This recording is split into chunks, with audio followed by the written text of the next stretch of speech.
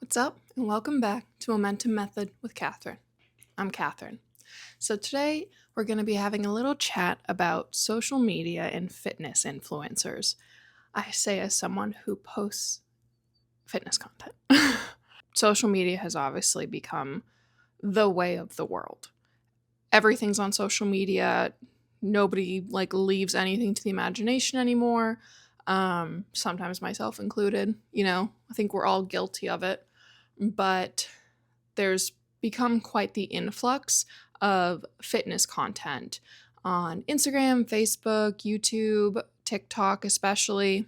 And sometimes it's like, okay, who's right? Who do I listen to? How do I know who to listen to? How do I know if they're saying accurate things? How do I know? Are they based in science? Are they just going based off of experience? And you get flooded with a million questions. And a lot of times the people who tend to blow up are just because they're hot and they have a nice body, whether it's obtained from the gym or because it's just their genetics. So let's dive right into this. So the first thing I really wanted to harp on was just the amount of fitness content there is. It is overwhelming.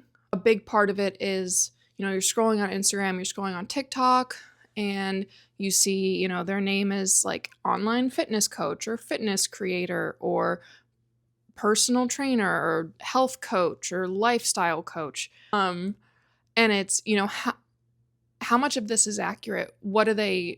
Is what they're saying true? Should I trust them? Do they know what they're talking about? Because something I will say, since I started when I became a personal trainer and then when I started posting videos and different content online, is so many of these people who are fitness creators and giving advice and telling you what workouts to do are merely documenting their fitness journey, which I think that can be a really great thing. It's a super great way to hold yourself accountable and relate to other people and find your community or build your community. But just because someone has a really nice body doesn't mean they know what they're talking about. And so I notice I'll click on people and I'm like, okay, let me go to their bio, and there's no mention of any type of certification or licensure. And that's a really big deal. I'm not cutting down experience because obviously, just as a gym goer, the more years you're working out, the more knowledge you're going to gain. That's inevitable. You're obviously going to understand anatomy and physiology a little bit more. You're going to understand your body a little bit more. But that doesn't mean that you have the right to tell people how and what to do. As someone who is a certified personal trainer through an accredited agency, don't listen to people who don't have certifications or licenses. It's dangerous. It's unsafe. We all have something called a scope of practice.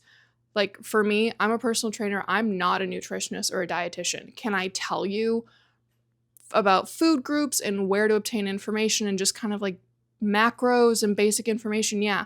Can I write you an entire meal plan? No, that is completely out of my scope of practice, and I would refer you to someone else because I'm not knowledgeable enough in that field. I might know how to feed myself, but that's for me. It's because it's my body and I know what to do for me.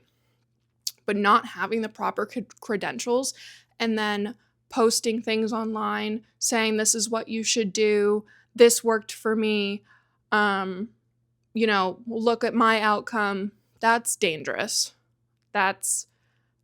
It actually makes me very mad. I can't stand it.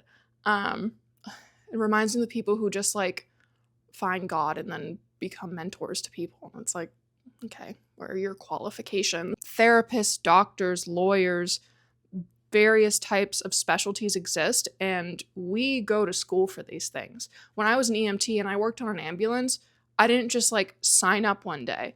I took a rigorous course and a hard exam to be able to get my EMT certification, to get my licensure in the state of Massachusetts and then in the state of South Carolina. It wasn't just a willy-nilly thing, because that's dangerous. That's not safe. And the last thing I want you to do is take advice from someone who's just hot and claims they know what to do or what they're talking about. And so I think that kind of segues into my next point, which is clickbait. If you ever see someone post that they have this secret to getting in shape and staying in shape and dieting and how to make it last, or just do this and in 30 days you'll lose 20 pounds, it's bullshit. Pardon my language, but it's absolute bullshit. There is no secret. Claiming that you're going to change your life in 30 days, bullshit.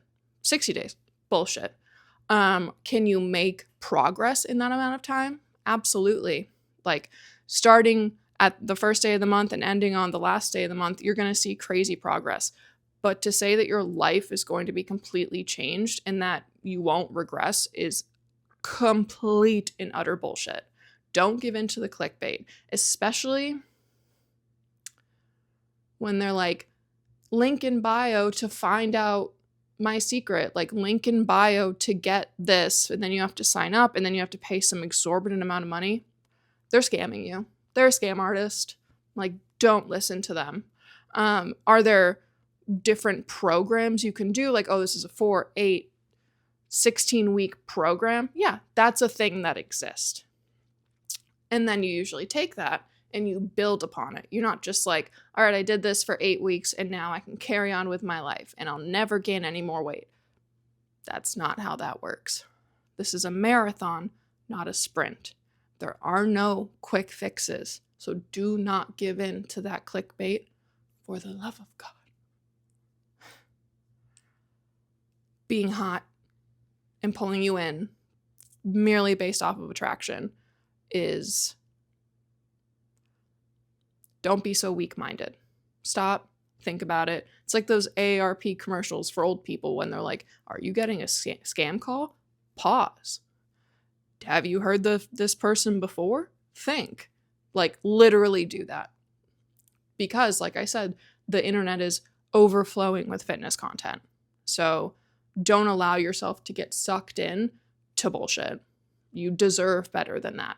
And there's so much free information out there. You know, I post workouts and information. This is all free. You don't have to sign up to get a workout, to get information, because I believe in access to taking care of yourself. There shouldn't be a monetary barrier to knowing how to take care of yourself.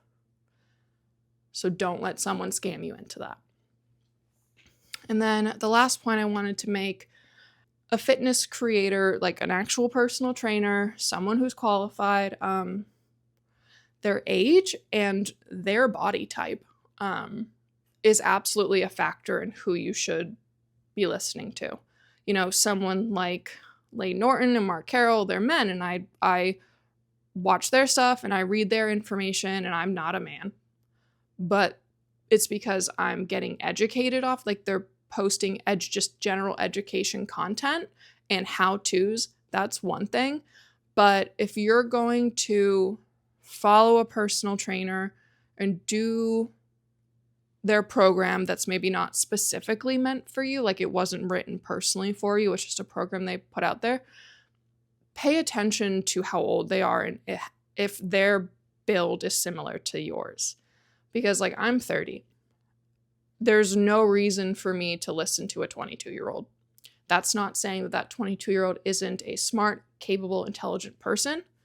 I just do not have the body of a 22-year-old anymore. I hit 30 and shit changed, okay? Just like if you're 50, yes, I could work with you as a personal trainer and build something to fit around you. But if you're 50, 60, and you're online doing it up, following people, try to find creators that are within your age range, because it's going to apply to you that much more. You know, not that you can't relate a little bit to someone 30 years younger than you, but age does matter. You know, things start changing a little bit. Metabolism changes some, but not as much as people. Anyone that gets old and like, it's my metabolism. No, you just don't work out and you eat 3,000 calories a day. You know, muscle changes. injuries happen. We have different, comorbidities that start popping up as we get older, because that's an inevitable part of life. And so, like I said, besides change, there's also build. So like, I am 5'7.5". I have shoulders that are wider than my hips. I have long legs and a short torso. So if I really wanted to go at my legs and build my quads, my hamstrings, my glutes, because of the length of my femurs, because of the length of my hamstrings and my quads, I would have to put in a little extra work versus someone who's 5'4" with perfectly equal torso versus legs. There is merit to that. Like I said before about the age thing, not that someone who's 5'4" with equal torso and legs doesn't know what they're talking about. It's just, it's not going to apply to me as much. I can, because of my short torso and my broad shoulders, I have naturally bigger arms, bigger back. It's just the way I'm built. It's my genetics, right? All of our genetics are different. And as much as I hate having broad shoulders, it is what it is. And so I have a lot more focus on my lower body because I'm going to build my upper body that much faster. It takes a little bit more effort for me to build my quads because my femurs are so goddamn long. And so that's another thing to think about when you're finding personal trainers and fitness creators to follow is, does this person look like me? I'm not. I have an incredibly muscular, athletic build. Me following someone who's maybe even my height, but just naturally lean, or the biggest thing I can't stand is when women with like genetics personally crafted by the gods and with big butts and nice thighs, and they're like slim thick and tiny torsos, and they're like, do my booty training program. Like, we're never going to look the same. We're never going to look the same. And for them to claim that you have the ability to grow your glutes like them is a lie, right? Their genetics are just different. We're all genetically different. And that's okay.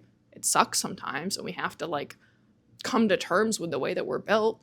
But I'm never going to have the same butt as someone who just naturally has this round ass and it only takes them a month to make it huge. Like, it's just, that's not how my body works, and that's not how I'm built, and that's the reality of it. I wish it wasn't, but it is.